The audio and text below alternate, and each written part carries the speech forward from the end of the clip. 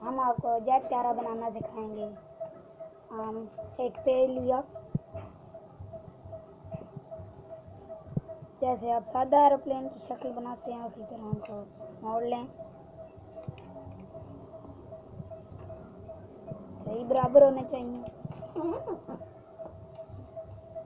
उसको फोल्ड किया और सही बराबर कर लिया और फिर ऊपर से फोल्ड किया।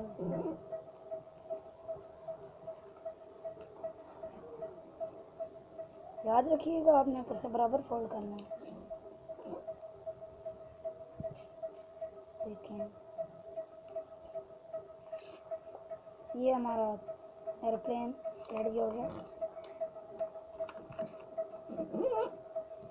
इसको आप बराबर कर लें।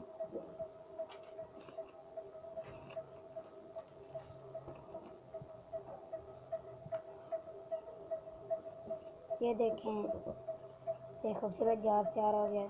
इसको आप लाजमी घर में भी ट्राई करें।